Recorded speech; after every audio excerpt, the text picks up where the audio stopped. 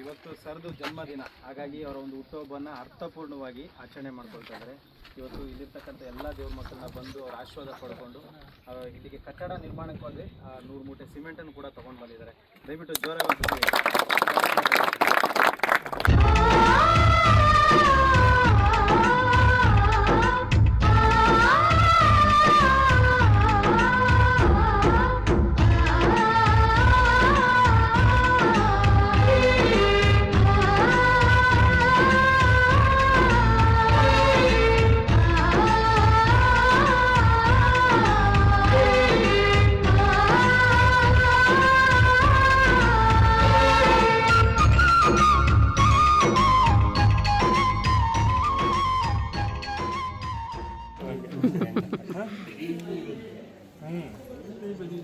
ಹೌದು.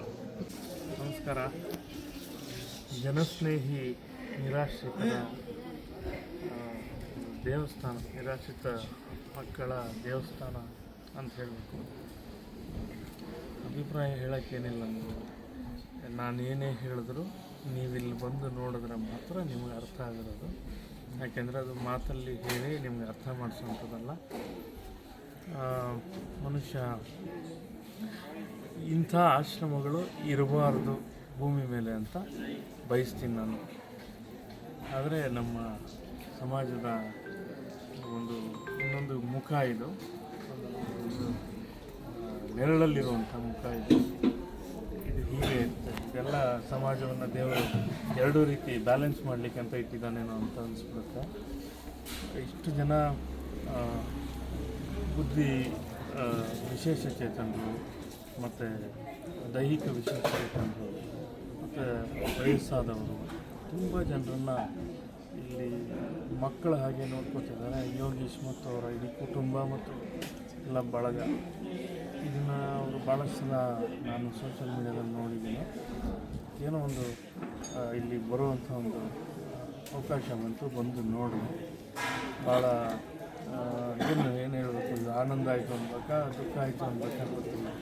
ಯಾಕೆಂದರೆ ಇದು ಎರಡೂ ಅಲ್ಲದ ಒಂದು ಸ್ಥಿತಿ. ಸಂತೋಷ ಆಗಿದ್ದು ಯಾಕೆ ಅಂತ ಅಂದರೆ ಇಂಥದ್ದಾದ ಒಂದು ದೊಡ್ಡ ಕೆಲಸ ಮಾಡ್ತಿದ್ದಾರೆ ಅಂತ ಅವ್ರ ಬಗ್ಗೆ ಸಂತೋಷ ಆಯಿತು. ದುಃಖ ಯಾಕಾಯಿತು ಅಂದರೆ ಇಂಥ ಪರಿಸ್ಥಿತಿ ಇದೆಯಲ್ಲ ಸಮಾಜದಲ್ಲಿ ಅಂತ ದುಃಖ ಆಯಿತು. ಈ ಥರದೊಂದು ಪರಿಸ್ಥಿತಿ ಇಡೀ ಜನಸ್ನೇಹಿ ಆಶ್ರಮ, ಈ ಬಳಗ ಏನಿದೆ ಮತ್ತು ಇವರನ್ನೆಲ್ಲ ನೋಡ್ಕೊಳ್ತಾ ಇರೋ ಬಳಗಕ್ಕೆ ದೇವರು ಇನ್ನೂ ಹೆಚ್ಚಿನ ಶಕ್ತಿ, ಆಯುಷ್ಯ, ಆರೋಗ್ಯ ಎಲ್ಲವನ್ನು ಕೊಟ್ಟು ಕಾಪಾಡಲಿ. ಶನೇಶ್ವರನ ಮೂರ್ತಿಯನ್ನಿಟ್ಟು ಶನೇಶ್ವರನ್ನೇ ಸ್ಥಾಪನೆ ಮಾಡ್ತಿದ್ದಾರೆ. ಶನೇಶ್ವರ ದಮನಿತರ ದೇವರು, ಶೋಷಿತರ ದೇವರು, ಅಸಹಾಯಕರ ದೇವರು, ಒಂದು ಸಂಕೇತವಾಗಿ ಇಟ್ಕೊಂಡು ಮಾಡ್ತಿದ್ದಾರೆ. ಅವ್ರಿಗೆ ಶನೇಶ್ವರ ಒಳ್ಳೆಯದನ್ನು ಮಾಡಲಿ. ಇಲ್ಲಿರುವ ಎಲ್ಲ ನಿರಾಶ್ರಿತರು ಅವರವರ ಆಶ್ರಯ ಸಿಗುವಂಥ ಆಗಲಿ ಅಂತ ನಾನು ಅವರವರಿಗೆ ಒಳ್ಳೆಯದಾಗಿ. Thank you sir. ಹೋಗಿ ಒಳ್ಳೆಯದಾಗಿ. ಭಾಳ ಖುಷಿ ಆಯಿತು. ಧನ್ಯವಾದಗಳು. Thank you.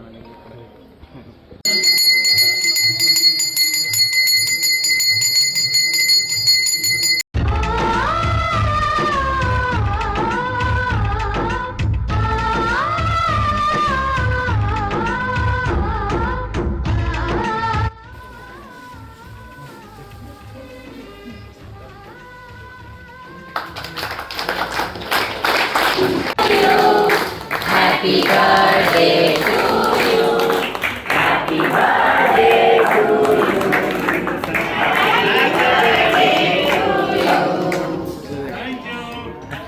ಎಲ್ಲರೂ ಚೆನ್ನಾಗಿದ್ದೀರಾ?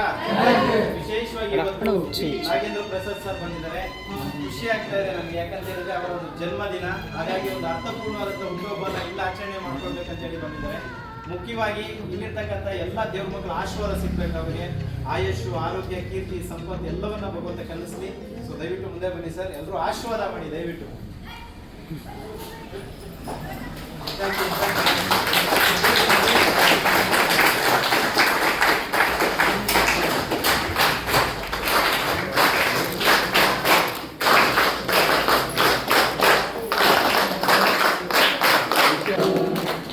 Happy birthday.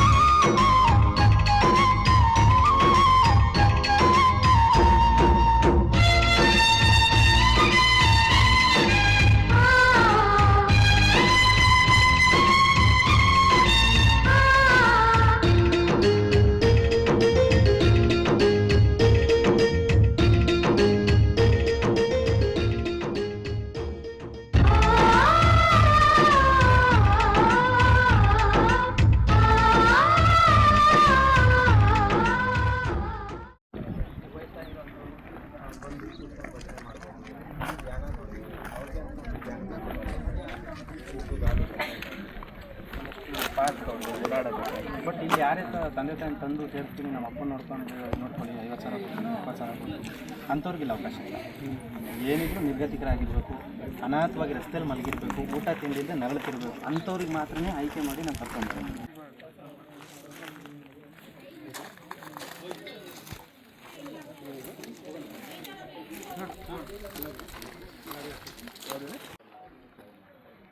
ಈಗ ಸುಮಾರು ಹಳ್ಳ ಇದ್ದಿದ್ದು ಈಗ ಡಬಲ್ ಪ್ಲಿಂತ್ ಆಗಿರೋದು. ಇದು ಡಬಲ್ ಪ್ಲಿಂತ್ ಮಾಡಿದ್ದೀವಿ. ಅದ್ರ ಕೆಳಗಡೆ ಮತ್ತೆ 7 ಅಡಿ 6 ಅಡಿ ಕೆಳಗೆ ಹೋಗಿದ್ದೀವಿ, ಪಿಲ್ಲರ್ಗಳೆಲ್ಲ ಹೋಗಿ ಮತ್ತೆ ಅದ್ರ ಮೇಲೆ ಬಂದು ಒಂದು ಪ್ಲಿಂತ್ ಆಗಿ ಮತ್ತೆ 4 ಅಡಿ. ಪಬ್ಲಿಕ್ ಪ್ರೀತಿನೇ ನಂಗೆ ಅಷ್ಟಿದೆ. ಕರ್ನಾಟಕದಲ್ಲಿ ಆಲ್ ಓವರ್ ಕರ್ನಾಟಕ ತುಂಬ ಪ್ರೀತಿಸ್ತಾರೆ. ಎಲ್ಲ ಸಾರ್ವಜನಿಕರಿಗೆ ಒಂದೊಂದು ಇಟ್ಟಿಗೆ ಬಿದ್ದಿದೆ, ಎಲ್ಲ ಜನ ಕೊಟ್ಟಿರೋದು.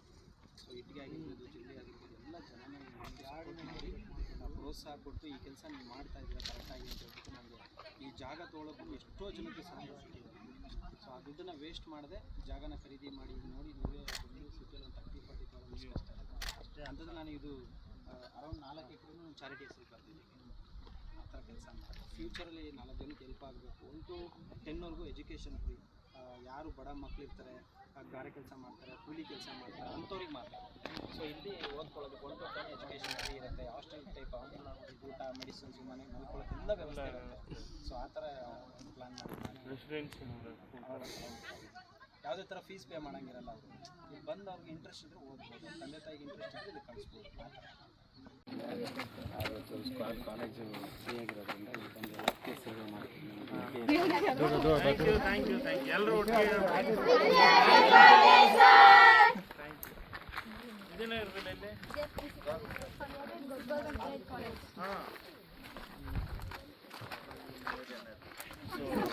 ಇವತ್ತು ಸರ್ದು ಜನ್ಮದಿನ, ಹಾಗಾಗಿ ಅವರ ಒಂದು ಹುಟ್ಟುಹಬ್ಬವನ್ನು ಅರ್ಥಪೂರ್ಣವಾಗಿ ಆಚರಣೆ ಮಾಡ್ಕೊಳ್ತಾ ಇದ್ದಾರೆ. ಇವತ್ತು ಇಲ್ಲಿರ್ತಕ್ಕಂಥ ಎಲ್ಲ ದೇವ್ರ ಮಕ್ಕಳನ್ನ ಬಂದು ಅವ್ರ ಆಶೀರ್ವಾದ ಪಡ್ಕೊಂಡು ಇಲ್ಲಿಗೆ ಕಟ್ಟಡ ನಿರ್ಮಾಣಕ್ಕಾಗಿ 100 ಮೂಟೆ ಸಿಮೆಂಟನ್ನು ಕೂಡ ತೊಗೊಂಡು ಬಂದಿದ್ದಾರೆ. ದಯವಿಟ್ಟು ಜೋರಾಗಿ ಮೊದಲನೇದಾಗಿ ಆಯುಷು, ಆರೋಗ್ಯ, ಕೀರ್ತಿ, ಸಂಪತ್ತು ಎಲ್ಲವನ್ನು ಕಾಣಿಸ್ಲಿ.